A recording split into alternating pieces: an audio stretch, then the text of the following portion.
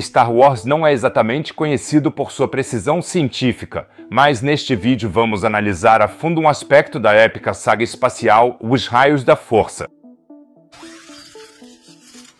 Seria isso possível na vida real?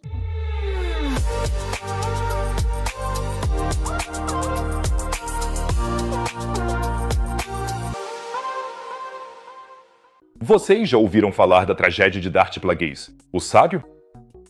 Não, foi o que imaginei. Não é o tipo de história que um Jedi contaria. É uma lenda dos Sith. E quem aí já se aprofundou nos Lordes Sombrios dos Sith sabe que a maioria deles consegue usar a força para lançar raios mortais pelas mãos. Seria bem prático se isso também funcionasse na vida real. Se o seu café esfriasse, dava para esquentar rapidinho só com os raios da força. Perfeito. Antes de mais nada, a explicação que os filmes de Star Wars dão para qualquer atividade relacionada à força pode ser descartada do ponto de vista científico, porque lá é explicado assim, e não importa se Jedi e Sith levantam objetos pesados com a força, fazem truques mentais, etc, etc. Sempre são os Midi-chlorians os responsáveis, pequenas formas de vida que estão presentes na maioria dos seres vivos. Quanto maior a densidade de Midi-chlorians, mais sensível à força é um indivíduo. Eu até dei uma olhada no meu sangue especialmente para vocês, e vejam só, nenhum midi-chlorian. Isso pode significar que ou eu sou extremamente insensível à força, ou que fora de uma galáxia muito, muito distante, não existem midi-chlorians. Que pena. Mas então, como é que a gente chega aos nossos raios da força mesmo assim? Precisamos mergulhar fundo nos segredos do lado sombrio da força, também conhecido como engenharia elétrica. Será que o ar conseguiria conduzir os raios da força? Porque, se a resposta fosse não, os ataques do Palpatine já falhariam só pelo fato de que seus raios da força não teriam um condutor. Na verdade, o ar não é um bom condutor, mas sim, pelo contrário, um bom isolante. Cargas elétricas são mal conduzidas pelo ar. Mas os raios da força do Palpatine são tão potentes que conseguem superar a capacidade isolante do ar. No princípio, quase tudo tem o que se chama de tensão de ruptura. Simplificando, isso é a quantidade de carga elétrica que precisa ser atingida para que um material acabe se tornando um condutor. Um ditado útil da engenharia elétrica: com eletricidade suficiente, tudo vira condutor. E vocês também conhecem essa tensão de ruptura do seu dia a dia, mesmo que em menor escala. Toda vez que vocês levam um pequeno choque, por exemplo na escada rolante ou quando esfregam um balão no cabelo, é esse efeito acontecendo. Aqui no planetário, temos um objeto no qual se leva choque com frequência e uma bola de plasma. Vou tentar agora levar um choque.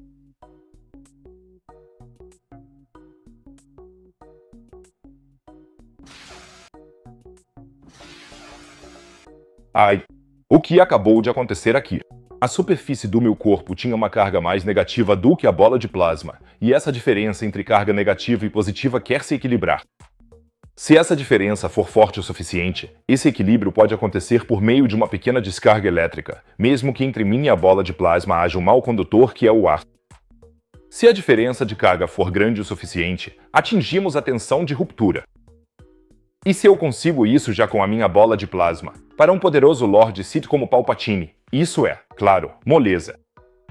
Por outro lado, os raios de força do Palpatine são obviamente bem mais intensos do que o meu pequeno choque agora.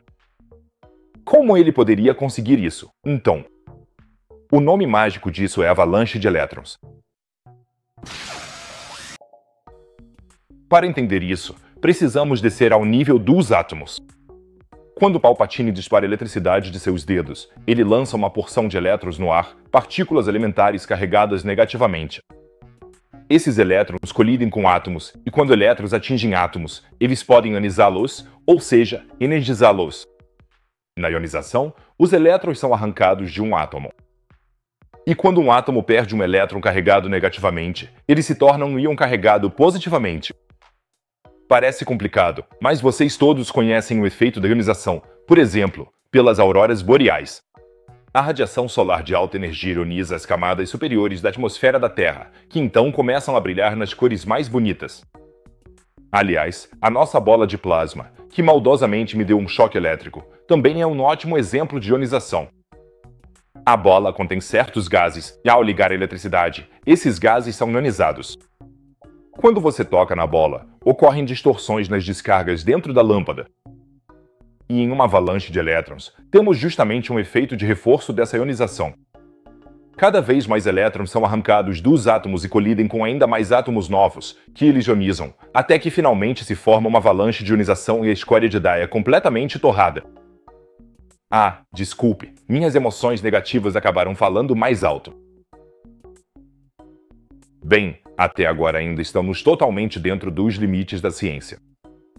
Se os raios da força podem ser produzidos por ionização e pelo desencadeamento de avalanches de elétrons, isso significa que os Sith conseguem controlar os elétrons ao seu redor à vontade, criando desequilíbrios de carga. Ou seja, de fato, podem criar exatamente o mesmo estado que ocorre durante uma tempestade, sempre que quiserem. Um desequilíbrio de carga entre camadas de nuvens carregadas negativamente e uma região carregada positivamente sob as nuvens, que então é neutralizado por um raio. Ok, desta vez não vou deixar que um raio me atinja de novo. E como se controla? Apenas pela força de vontade, elétrons individuais, de modo que se possa disparar a qualquer momento um raio da força para equilibrar a tensão. É aí que a ciência nos abandona, receio. Isso só pode ser explicado mesmo pela força. Aparentemente, Palpatine deve fazer seus midi-chlorians soarem bastante para que isso seja possível. Mas isso nos leva a outra pergunta: se Palpatine aparentemente usa sua própria energia corporal para manipular elétrons, de onde ele tira essa energia? Afinal, os midi-chlorians estão no corpo dele. Certamente vocês já ouviram falar da lei da conservação de energia. Ela diz que, em um sistema fechado e sem atrito, a energia total sempre permanece a mesma. Se Palpatine libera uma quantidade extrema de energia com seus raios, ele precisa gerar essa energia de alguma forma em seu corpo. Afinal, pelo que sabemos, Jedi e Sith não usam dispositivos externos para seus poderes, apenas o próprio corpo.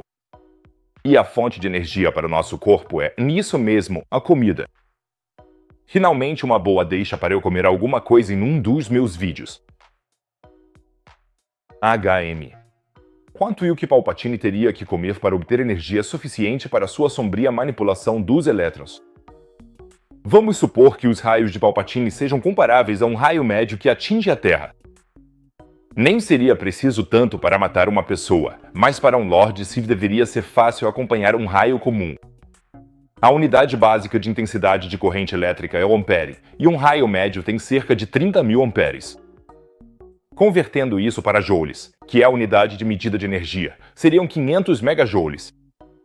Agora podemos calcular facilmente quanta comida seria necessário consumir para isso, já que joules podem ser convertidos em calorias. Ou seja, Palpatine teria que consumir tantas calorias na cantina da Estrela da Morte, se é que ela existe, até atingir 500 megajoules. Um Big Mac, que é a unidade de cálculo mais importante da matemática, contém 500 quilocalorias, ou seja, 500.000 calorias. É sempre bom prestar atenção nisso, porque muitas vezes se fala em calorias quando se trata de alimentos. Mas, na verdade, o que se quer dizer são quilocalorias. Vamos calcular isso agora. Palpatine teria que comer cerca de 240 Big Macs no café da manhã para disparar um raio da força contra o Luke, com a mesma intensidade de um raio comum durante uma tempestade. 240 Big Macs até que não é tanto assim. Quer dizer, em um dia eu não consigo, mas em uma semana, tranquilo. Com certeza, Palpatine não conseguiria converter todas as calorias do Big Mac diretamente em energia para o raio da força, e ele ainda precisa de energia para as outras funções do corpo. Por isso, é melhor ele comer mais alguns Big Macs além dos 240, só para garantir. E mais uma vez, a ciência nos trouxe conhecimentos fundamentais para a nossa vida. Quem quiser lançar raios da força só precisa comer muitos hambúrgueres e, de alguma forma, conseguir controlar elétrons para desencadear avalanches de ionização. Viva a ciência! Outro filme em que se aprende muito sobre ciência é Interestelar. No vídeo exibido, eu levo vocês numa viagem por buracos negros, espaço e tempo. Cliquem lá e assistam, vale a pena. Se vocês gostaram deste vídeo, eu ficaria muito feliz se inscrevessem no meu canal, assim posso alcançar meu grande objetivo de 100.000 inscritos. E, no mais, eu diria que o hambúrguer esteja com vocês. Tchau, pessoal!